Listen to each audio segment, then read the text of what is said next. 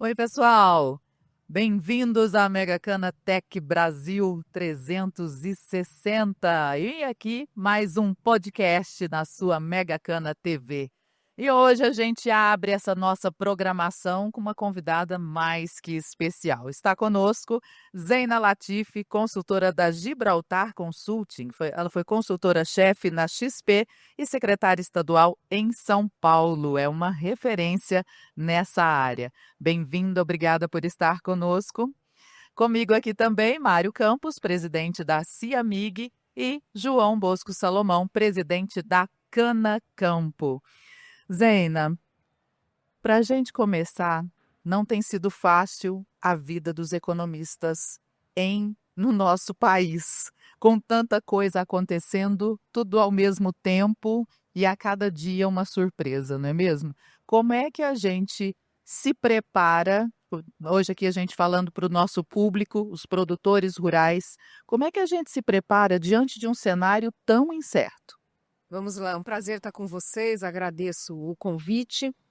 Olha, o Brasil, a gente tem conseguido vencer batalhas importantes, né? Então, é um ambiente macroeconômico tumultuado, que qualquer um que vive no mundo dos negócios já sabe disso há tempos, e tem um contexto internacional que é, né, para ser suave na palavra, é desafiador. Mas tem algumas blindagens aqui. Eu acho que um ponto importante é, uma coisa a gente ter as incertezas que são usuais da economia e, obviamente, isso gera uma necessidade de um zelo na gestão dos negócios. É importante esse zelo, esse cuidado, estar atento a movimentos, né? Mas também não dá para deixar de investir. Porque a gente também não está falando de um cenário que tem uma crise dobrando a esquina e a gente vai cair num precipício. Também não é isso. E muitas vezes deixar de investir significa perder mercados lá na frente. Então, sabedoria em equilibrar uma gestão responsável, cautelosa, sabendo onde está pisando, mas não deixar de avançar. É o famoso risco calculado. No mínimo isso, no mínimo, né? Então, com cautela. Agora, a paralisia, tipo, esse mundo tá difícil, tá tudo difícil, não faço nada, não é uma decisão sábia.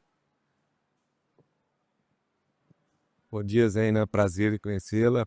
Bem-vindo à nossa casa, tá? A nossa casa aí, a Canacão. Tá? Algumas perguntas aí, a gente já teve um breve conversa ali internamente, então vamos lá.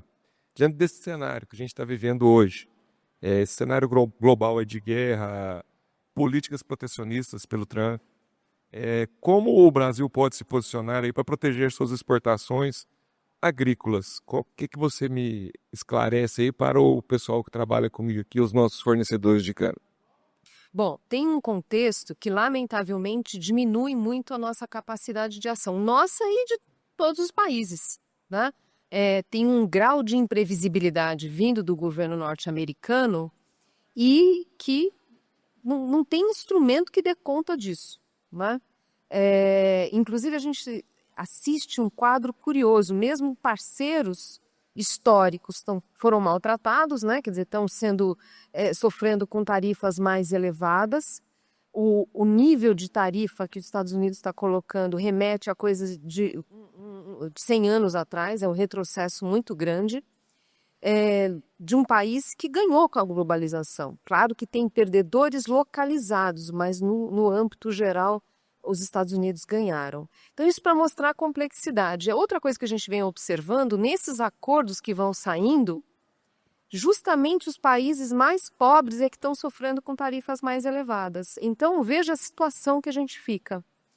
Claro que ter o devido cuidado da diplomacia, isso eu vejo acontecendo. A gente tem um Itamaraty que tem raízes, né, históricas, tem história ali, né, tem Rio Branco, né, a gente não saiu do nada e tem tido uma postura cautelosa. Seria muito importante que isso também se refletisse no Palácio do Planalto. Então, o que se observa é que as falas do presidente elas têm impacto, né? Então, essa cautela ela é muito importante. Então, buscar um equilíbrio entre se mostrar como um negociador firme, mas, ao mesmo tempo, evitar melindrar ainda mais esse ambiente, porque realmente é um grau de imprevisibilidade muito grande. Não tem uma receita de bolo aqui. Não é que você fala assim, não, se a gente fizer assim, que nem o país tal fez, vai dar tudo certo. Não, não tem nada dando muito certo. A verdade é essa. Né? Como eu disse, até parceiros históricos estão sendo maltratados.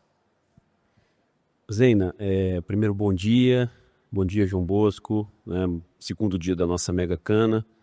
Eu como economista, né, a gente adora esse papo, adora essa conversa e realmente ter você aqui, que é uma economista renomada, que está sempre nas telinhas, né, dando as suas opiniões e é muito gratificante para nós. Zeina, você mesmo comentou, né, a gente não pode ficar parado, a gente tem que continuar investindo. Nós somos um segmento de cana-de-açúcar, da agroindústria canavieira, o produtor rural. Se a gente parar de investir, quer dizer que a gente vai perdendo um pouco do nosso negócio ao longo do tempo. A gente já viu isso no passado. Então a gente tem que ficar investindo e tem que investir todos os anos na nossa atividade.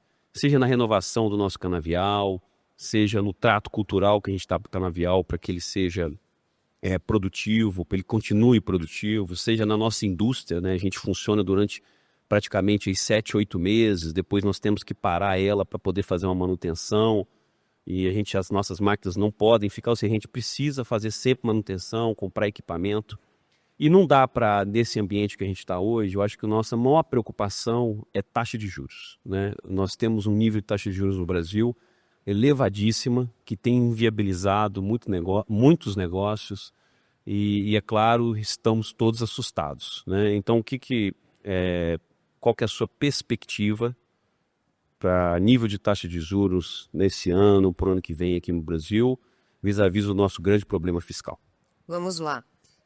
Primeiro que parte dessa alta eu acho que poderia ter sido evitada, né? Eu acho que ao politizar o tema da política monetária, isso acabou colocando um peso muito grande no Banco Central. E também, é claro, a questão do risco fiscal, né? Quando um país tem os investidores percebem um risco de descontrole nas contas, isso acaba penalizando a inflação. Então, isso é importante a gente colocar. Uma coisa era a alta ser inevitável, a outra coisa foi a sua intensidade, né?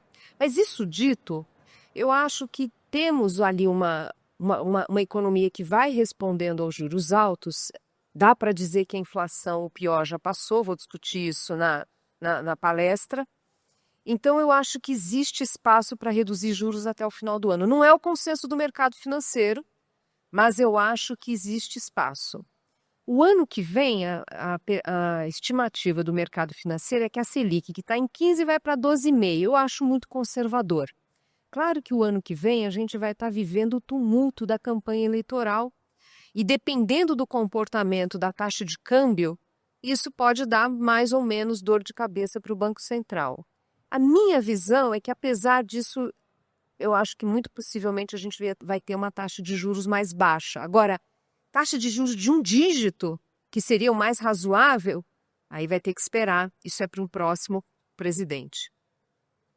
Diante desses cenários, Zeina, taxas de juros, né, inflação, que inclusive, né, aumentou em outros países também, qual que seria, na sua opinião, o principal risco, né, desse ambiente para o setor produtivo, especialmente para o agronegócio? Olha, uma coisa que machuca muito é volatilidade, né?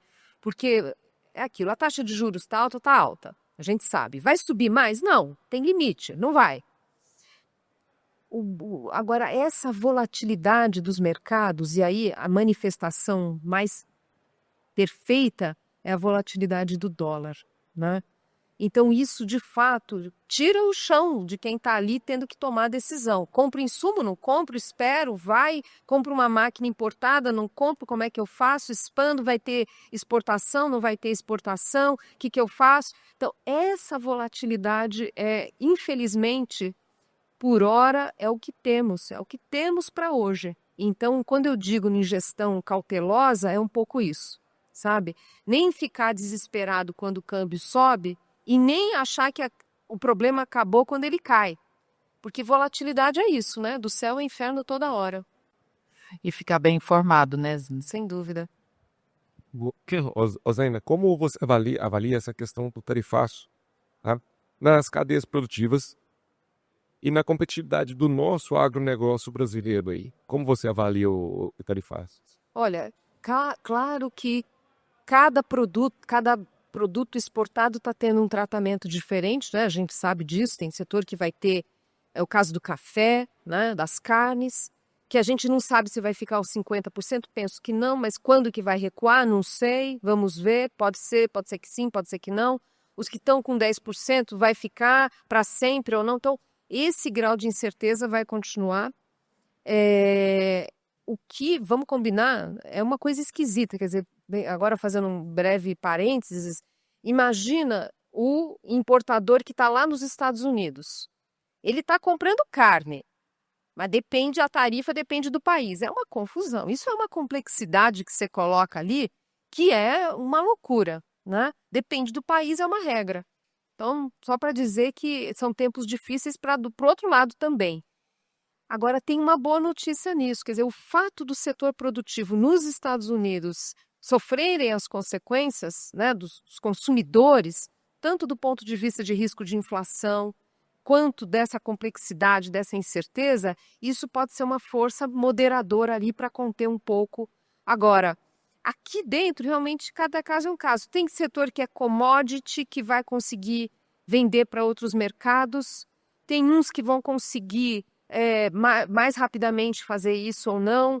Claro que não é a discussão aqui no caso, mas, por exemplo, a indústria manufatureira, a gente tem muitas empresas de bens de capital que o produto é direcionado para os Estados Unidos. Aí é um desastre. Se não tiver uma redução, é um desastre, porque eles produzem um produto muito específico para aquele mercado e que ele não vai conseguir pegar essa sua máquina e rapidamente achar um mercado. Ainda mais porque o Brasil é uma economia muito fechada, a gente tem poucos acordos comerciais. Então vai ser cada caso um caso, não tem muito jeito, não vai ter uma regra para todos eles. Zeina, bom, minha primeira pergunta foi sobre taxa de juros. A segunda vai ser sobre taxa de câmbio.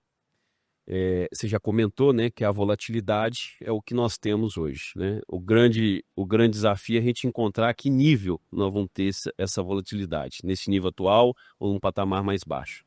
E a nossa atividade é uma atividade que, em parte, é redeada, né, porque nós temos tem uma importância, o açúcar para exportação tem uma importância muito grande na nossa estrutura.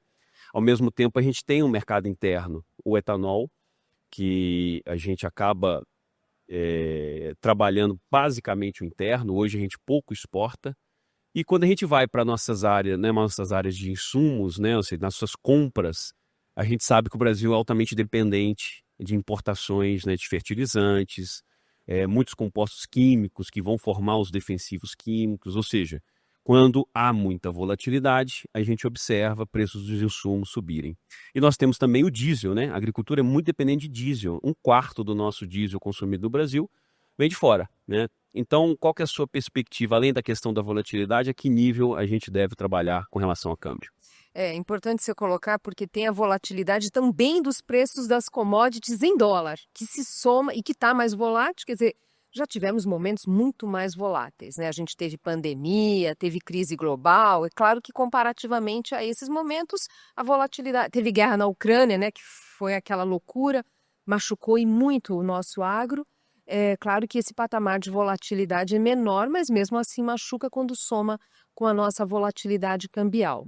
Olha, eu acho que o Brasil, quer dizer, essa volatilidade veio, mas eu não acho que é um patamar, por exemplo... Vamos pegar o mês de dezembro, que a taxa de câmbio foi para 6, chegou a bater no dia, em alguns dias, em alguns momentos do dia, 6,30.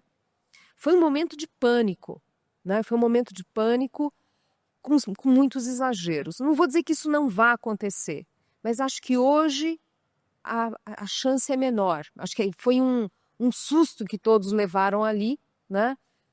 Um certo exagero do mercado financeiro.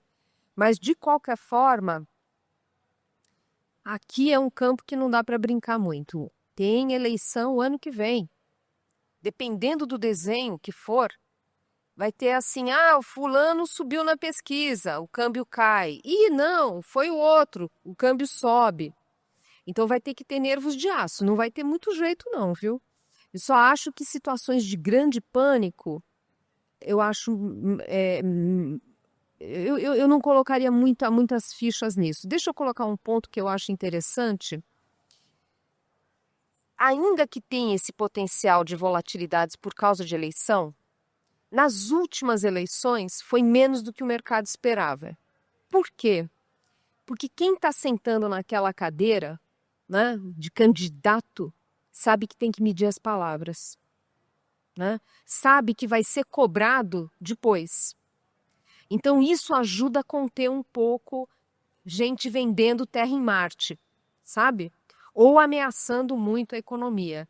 Porque cada vez o ambiente ele é tão propenso a faísca virar incêndio, que eu acho que a tendência de todos os candidatos, qualquer que seja a cor da camisa, é usar um tom, é ter um tom mais conciliador, mais ao centro. Eu acho que essa é uma tendência.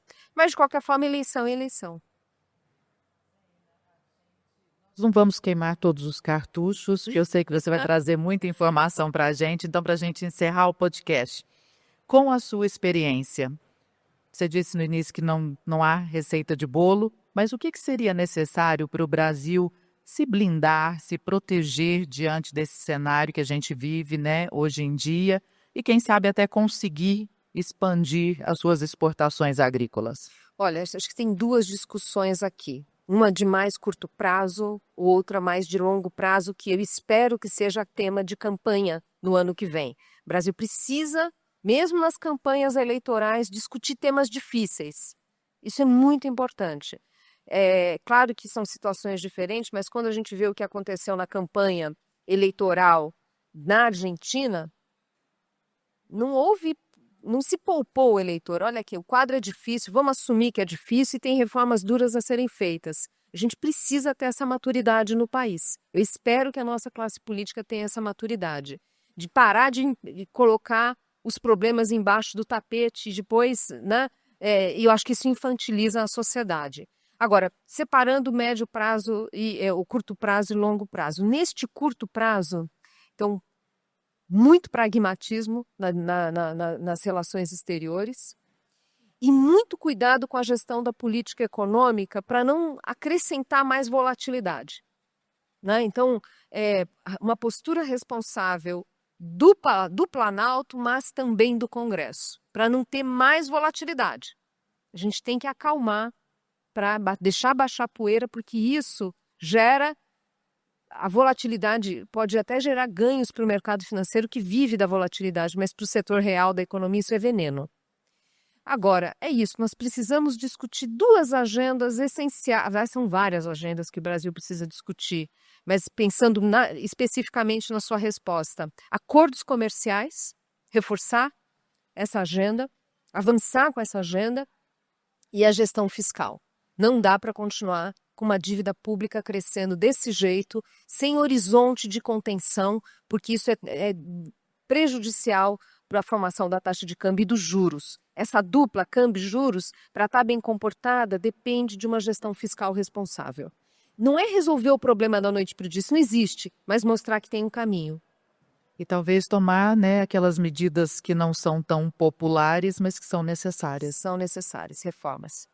Zaina, obrigada pela sua participação aqui no nosso podcast. João, obrigada. A gente se vê daqui a pouquinho lá na Arena Bayer. E o podcast da Mega Cana TV fica por aqui, mas tem mais logo mais.